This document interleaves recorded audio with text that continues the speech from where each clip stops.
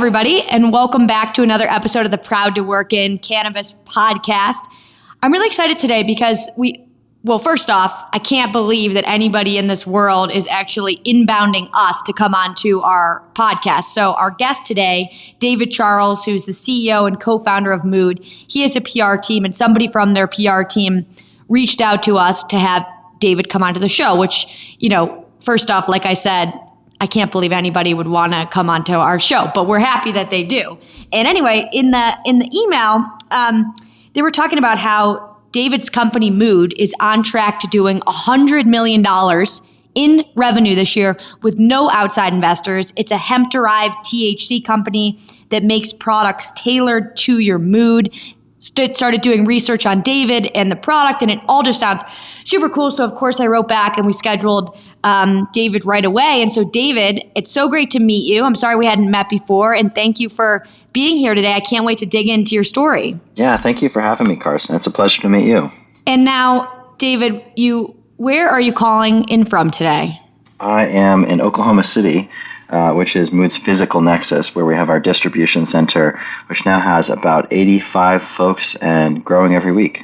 85 people in Oklahoma City and growing every week. Well, there's so much to talk about. And also, we haven't had any hemp-derived THC companies on before. It's been really focused on THC. And I know that this is a category that's exploding. So it's actually perfect that you're coming on. But before we get into everything, because there's a lot to talk about today, let's back up and let's learn. David, I would just love to learn a little bit about your background prior to co-founding and being the CEO of Mood. Sure. So most of my career, I've been in productized e-commerce, selling everything from pet supplements to human pheromones to kitchen gadgets and everything in between. And then I ventured into tech. I got into telehealth and health tech, and I saw some really interesting opportunities in those spaces. And I really like tech culture as well in terms of ways of working, tenets such as radical responsibility that you see really emerging in a lot of tech culture. But then a previous co-founder of mine and he and I were catching up, and he said, "Hey, I've been working in cannabis up in Canada where it's legal, and I think there's a tremendous opportunity to set up a proper e-commerce company with legal hemp-derived cannabinoids in the United States." And I said, you're crazy. This stuff's at every gas station, every vape shop. There's nothing here. And he said, no, let's really look at this, because the stuff that people are selling in vape shops and gas stations, it's terrible. The quality is terrible. The convenience factor is awful because, well, sure, if you want to go to a vape shop, you can get it. It's convenient. But for a lot of people, they like ordering things online, and there just is no good solution. Or there was no good solution. So that's fundamentally what we've set out to do is build a proper e-commerce experience for buying these products online. Your co-founder who is in Canada, what year did he come to you with this idea, which at the time you seemed to think was crazy? This was in April of 22. And we went live. Oh my God! So this is like brand new. Oh yeah. We just launched we launched our website to the public in August of 22. So right now we are 14 months and 16 days old. So for people listening to this, they launched in August 2022, and this year in 2023, you're on pace to do $100 million in revenue. I mean, that's pretty unbelievable. How have you? I mean, clearly you have product market fit. So can you talk to us a little bit about the launch and what happened over the last almost slightly more than a year? Yeah. I've always been impatient to my detriment and sometimes to my benefit. But it's really just been, it's been a marathon at sprint pace the entire time. And there's been so much that has gone wrong and so much that we've been able to learn from. But we just keep pushing. And, the launch process, the earliest turbulence was, signed a warehouse lease. We identified that we're not going to 3PL these goods. We want to maintain quality, and in order to do that, we need our own people installed in order to do things like process flour. Flour comes in, and just as a tangent, flour comes in and it looks good, but we want it to look amazing. So our people then go over what the trimmers have already done, and they make it as good as possible. Flour in its ultimate form, which costs time, it costs money. We end up discarding product that we otherwise would have sold. But essentially, we wanted the product to be paramount. So set up a warehouse, signed a warehouse lease in Austin, where I was living at the time.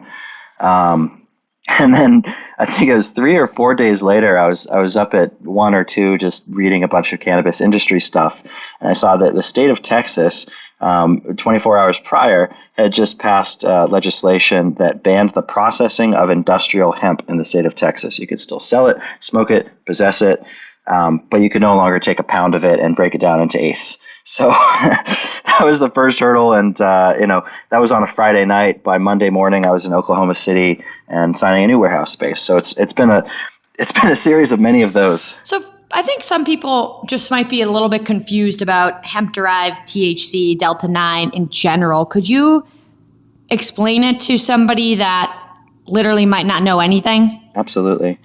So in 2018, the Farm Bill passed, and in the Farm Bill, what they did is delineate between hemp and marijuana. And they said, okay, all of this stuff is cannabis L sativa, but marijuana is going to have a Delta-9 THC concentration of greater than 0.3% by dry weight. And if it doesn't, then it's hemp, and it's lawful. It's federally legal. No restrictions around interstate commerce. No restrictions federally around banking. And thus, the legal hemp industry was greatly propelled. So the products that we sell all meet these legal requirements. And then the next question everyone says is, okay, but does it get me high? Am I actually going to feel anything from it? And the answer is yes. Here's one example.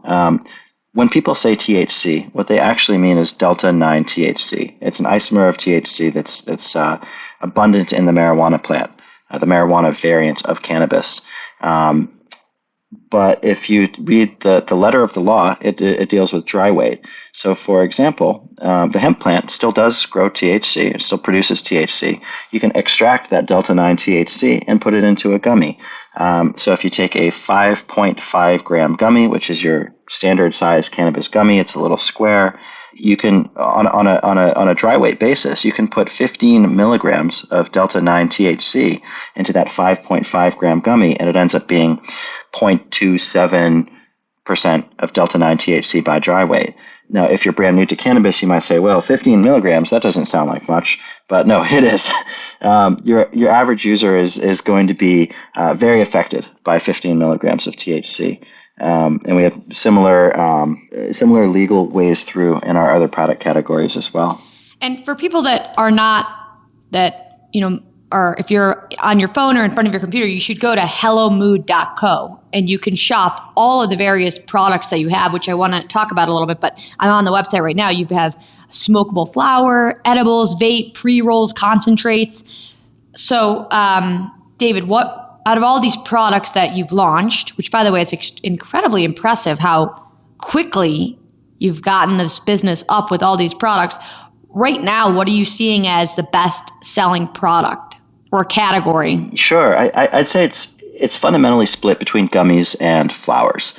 We find that our customers, they either like to eat THC or they like to smoke it. And it's very interesting. We've done a lot of customer research, and we have relatively thorough understandings of why somebody would prefer a gummy over a flower, or vice versa, or a concentrate. So it's quite remarkable. But it's one of these things that I think cannabis really transcends ages, it transcends cultures, generations. So we found that by offering really high quality versions of each category, we can appeal to that whole cross section of America. I have so many questions that I'm writing down as I'm listening to you talk. But I think the next place that I want to go is, this podcast is called the Proud to Work in Cannabis podcast, and we really focus on work and employees and teams. And I saw a great post that you did on your LinkedIn where Forbes wrote an article about projecting 100 million, hemp startup Mood. It's just all about you guys. And you retweeted it on your LinkedIn and you said, only possible with our incredible team. I would love to learn a little bit more about the type of team that you've built. And so you and your co-founder launched this. How have you thought about scaling the team over the last 12 months to go from 0 to 100 in like 18 months? I think that's a lot of entrepreneurs really aspire to this level of scale. And so I'm curious, what teams did you focus on building first? What positions were the most key? And walk us through a little bit about how you've gone about building the team over this first year, because clearly the team is very strong. Thank you. Yeah, it's truly not a platitude. We are incredibly proud and lucky to be working with the people that have chosen to work with us. And in the early days, you could kind of break down the company into, okay, you have your products and you have your inventory, you have your advertising, you have your marketing, customer support, operations, and distribution. And in the early days, it was Jake, my co-founder, on all of the advertising and marketing, and me on setting up distribution, operations, customer support, and what have you, dealing with a lot of inventory and product sourcing. But the first external hire we really had to make was a warehouse manager. And in our talent pool in Oklahoma City, we found Linda Roadcap, and Linda came from Burris and Cargill, and she'd previously set up and optimized and scaled, massive distribution facilities for these big 3PLs that deal with enterprise brands, and that was an incredible stroke of luck. Truly, Linda is as missionary as they come. She is incredibly smart, incredibly hardworking, and that's really that sort of impetus to find a really smart missionary has really been what's driven the philosophy of scale amongst our team. We want people that are passionate about the mission. Much to the name of this podcast, we want people who are proud to work in cannabis. They want to latch onto something, make it theirs. High caliber people that really give a shit. That's who we want. That's who we are, and that's who we want to attract. Towards that end, my time working in the tech industry really imbued in me some great practices around hiring, sourcing, hiring, onboarding, training, measuring success, how to set realistic but aggressive goals for our team. These are all things that are part of our culture now.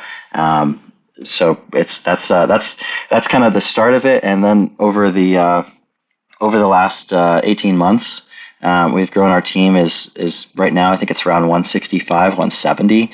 And within the next 4 to 6 weeks, we will be around 200. Well, you definitely have to talk to Vanks, because we help our customers find employees, whether they're full-time or hourly gig to hire. So we should definitely talk offline about, you would be a dream client, because we really like to help candidates, especially, I always, like the hourly folks of this industry, which is the majority of the industry, play such a huge piece. And so helping hourly folks go into companies where they can really truly feel like they're part of the team and grow from within is such an awesome opportunity for so many people. I mean, we talk to people who got placed in an entry-level warehouse job, and then within 5 years, they could be running an entire warehouse. And at the pace that you're growing, to be able to talk to somebody who maybe they didn't go to college, but they are a super hard worker, and they're super smart, and they're super passionate about the industry, and they want to join a company and work hard and have the chance to work their way up. It's like, I heard about someone the other day that he started as a trimmer. Again, he didn't go to college, but he started as a trimmer. And now he said that he's a director of cultivation, and he's making more than everybody in his family who actually went to college. And he's like, I just worked harder than everybody. I was the first person to show up in the morning.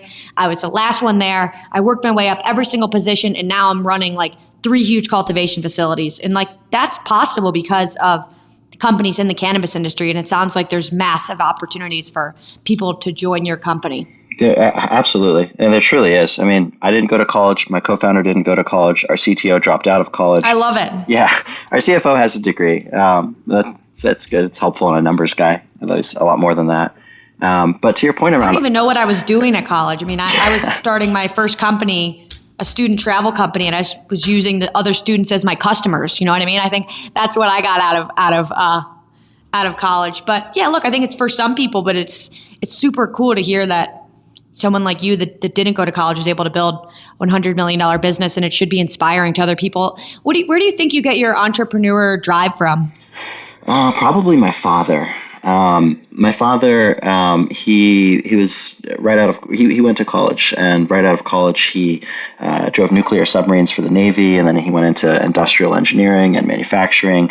And then in his 40s, he said, "You know what? I've always wanted to be a small business owner. If I don't do it now, it's never going to happen."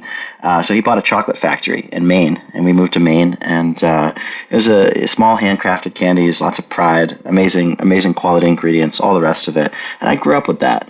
And I grew up with the notion that it is possible. I have this role model. It is possible to chart your own course.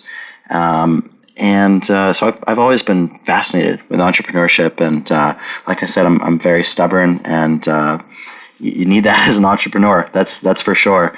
They say an entrepreneur is the only personality type who's willing to work 80 or 100 hours a week for themselves instead of working 40 for somebody else, and that's definitely me. And I think it's such a cool concept that, like 2 summers ago at this time, you were not doing this, and now look at it today. And so the sheer set your mind and visualize something and then go for it, and you don't let anyone or anything get in your way. It's such a strong force that entrepreneurs who are on a mission, I would never want to bet against them, because there's really nothing stronger than putting your mind to something and not letting anyone or anything stop you. Absolutely. And there's a veritable graveyard of failed businesses in my wake. Learning experiences, some wins, some utter losses, some in-betweens that weren't compelling enough to continue. But the through line is tenacity. And I think any entrepreneur, aspiring entrepreneur listening, really needs to plan on failing myriad times, and really getting kicked while they're down, and everything life can throw at you, and you just have to keep going if you want to learn and progress. I love that. The tenacity, I totally agree, is one of the most important traits for entrepreneurs.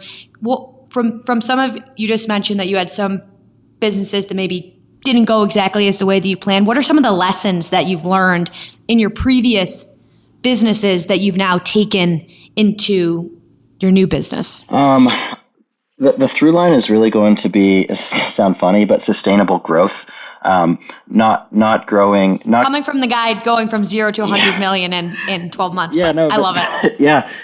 If you can believe it, we could have grown a lot faster if we were willing to shortcut elements of our infrastructure, elements of our product quality, our customer support. We really could have grown a lot faster than this. But in past businesses, I've seen, when you push something so hard that the wheels fall off, the wheels that are going to fall off are going to primarily be around customer experience, product quality, shipping speed, shipping accuracy, customer support. You just have to give things time to be sustainable, and then towards that end, I think the largest force multiplier to increase your speed of scale, or to increase the speed in which you're capable of scaling, is really the quality of the team that's behind something. If, for example, say it's customer support. If you have a B player who's running customer support, then yes, they can scale and they can improve the quality of the customer support. But if you throw in the dimension of speed, they're not going to be able to keep up with the speed that, say, an A player could. So you really need A players that are bought into the mission in order to be able to scale your infrastructure fast. How did you, and I'm curious if this had anything to do with your previous companies, but I know that you haven't taken on any outside investment capital. How did you decide? Is that as a result of previous experiences, or talk to us about that? So I was an executive at a YC-backed telehealth company named Fella. And for those unaware, YC is pretty much the Harvard of tech incubators, more unicorns incubated than any other incubator, everything from Twitter to DoorDash to Twitch, et cetera. Airbnb, yeah, tons. And I went through it. I was the head of growth from angel through a successful seed. I think they raised 3.5 at post of 15 or 16, somewhere around that magnitude. And on one hand, it's like, all right, cool, millions of dollars in the bank, we've nailed it, let's scale it. On the other hand, I saw just how much time that takes. It's an incredible amount of time and what can be distraction. from running the business or growing the business, just needing to raise money. And I've spoken with enough venture-backed entrepreneurs to understand that you give up necessarily a degree of control, which can jeopardize the core values upon which you predicated the business in the first place. The grow at all costs, sometimes at the cost of the customer, or at the cost of the employees, being asked to do unrealistic things and unrealistic time frames. I respect venture capitalists. I don't want to have to work with a venture capitalist if I can help it, because I'm stubborn. I want to follow my vision. And not Sequoia's. Yeah, and I think that so many different people have had so many different kinds of experiences with VCs, even people that we've had on our show, right? You talk to some entrepreneurs who found the right partner who let them execute their vision and were supportive and helped make hires and helped make intros and things were great. And then you talk to others who felt like their vision got hijacked and they were suddenly working for a firm. So I totally hear you in that. If you don't have to, why do it? And it sounds like you don't really need to. I'm curious on your take just on the D9 space, right? I mean, do you guys have a lot of competitors, or talk to us about what the landscape is like out there? I feel like it's really kind of starting to explode. So would love just your overall feedback on the space and the category. Absolutely. I think fundamentally our two biggest competitors are going to be legal marijuana dispensaries and your neighborhood dope man. What's a neighborhood dope man, would you say? I'd say the like neighborhood... a straight up drug, just like a straight up guy you text and say, hey, give me my product, and they just buy it from the illicit market? Exactly. Yeah. I know. I'm just clarifying. I figured. No, for sure. Yeah. There's discomfort with both of those options, or there's potential discomfort for millions of people, as we're proving. The marijuana dispensaries, there's all kinds of problems. Sometimes there's a lot of states where there is no easy access to a legal marijuana dispensary, or if there is, then you need some kind of terminal condition in order to qualify for a card in the first place. There's red tape. And then you go there, and sometimes product quality is significantly lacking. Sometimes the people who work there don't know what they're talking about, or they're just unfriendly. Like sometimes I've been to dispensaries where you feel like you're the the nerdy kid in a middle school cafeteria where they're judging you for not knowing things, and there's like a real snobbiness and elitism. Obviously, some bud tenders are amazing, but I've seen stores where they're just dour. And then on the other side of the coin, the illicit market, accessing the illicit market. Well, sure, if you're in your 20s or 30s or maybe even 40s, you probably have a second or third degree connection to somebody, but you don't know what they're giving you. A lot of times those products are sometimes the products are coming from, California, Colorado. Sometimes they're coming from Mexican cartels, and they're spraying them with God knows what pesticides. There are no testing standards. There could be mold. They're not going to be able to tell you much about the products. They're just going to make up a strain name and sell it to you. And then there's other people who, maybe on the older side, and they don't know anybody, and they just don't have access. Yeah, they don't know their neighborhood dope man because they're 70. Neighborhood dope man. I mean, and also I know that obviously the illicit market is thriving, and most people do have their neighborhood dope guy, but it is pretty scary when you think about it. It's very surprising to me. Obviously, it's just price, but there's people that I know, particularly people in New York, and they're like, why would I go to a legal dispensary when I can text this guy and have product delivered to my doorstep? What about just general, in a place like New York, like a bodega or just convenience stores? I mean, is that competitive to your business? I mean, I go into these stores and there's, Delta-9 beverages. Totally. We're not going after those markets. We've tested in those markets, and by these markets I mean hyper dense urban locales wherein there's ready access to marijuana, whether it's legal or illegal. Because most of those bodegas in New York, they're unlicensed, and there's been this whole. It is crazy. They're starting to crack down on that, but violent crime is spiking so much in New York City that over the last 3-4 years that the bodega that's selling some weed without a license is just, it's not their primary concern, and rightfully so. Okay, what about as legislation in the cannabis space? Let's assume cannabis goes from a Schedule 1 drug to a Schedule 3 drug, and potentially something like safer comes through, and maybe in the future full-scale legalization.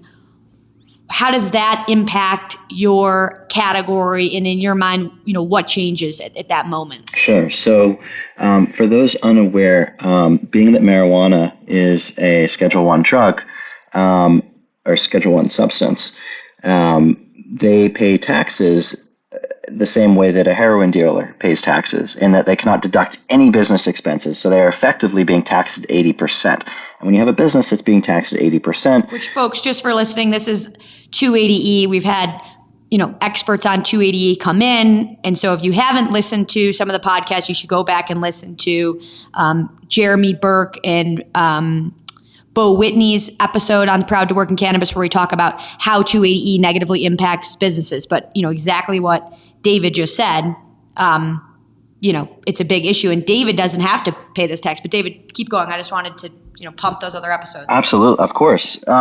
So I think over the last 15 or so years, you've seen a lot of money enter the cannabis space in terms of investments. And then you've seen a lot of money leave the space, because everybody was betting that, 15 years ago, everyone was betting that 280E would be repealed or essentially no longer apply due to rescheduling of cannabis or of marijuana a long time ago. And the market has lost patience. And they say these companies are bleeding money and there's no end in sight. So why wouldn't we deploy our capital towards NVIDIA, Google, Fangs, all the rest of it? And I think you've already seen some resurgence of institutional interest in marijuana as the last month has gone by, or last 6 weeks have gone by, and we've seen HHS recommending a rescheduling, and you've seen safer banking make significant headwinds. So I think that's really what ends up happening. That's the first step, is institutional money returns to the space, and then you're going to see a lot of saturation, a lot of competition, a lot of big corporates coming in and undercutting smaller companies. You're going to see more state-sanctioned marijuana programs, and everything will get political. And my cynical take on it is that everything will become so hyper-regulated that the only players who can afford to exist will be big corporates, and marijuana will go that unfortunate direction. But I hope that's not the case. I hope that mom and pops and cannabis purists will always have a market in which to participate. But in terms of what it means for mood, we'll see. I think that we've got such a strong relative first mover advantage in e-commerce that we're really going to own this space. And once marijuana is federally rescheduled and everybody sorts out interstate commerce, transitioning to sell marijuana is on our radar. Well, look, we're coming up on the last 5 minutes here. A couple more questions for you. For as we get ready to go into 2024, what's in store for Mood, and what's going to be the focus coming out of this incredible growth year that you guys just had? Tons of scale. Next year, we plan to 3x the business. And it's going to be $300 million. Let's see. Yeah. Why not? Yeah. A lot more team building, a lot of, 100-hour work weeks and all the rest of it.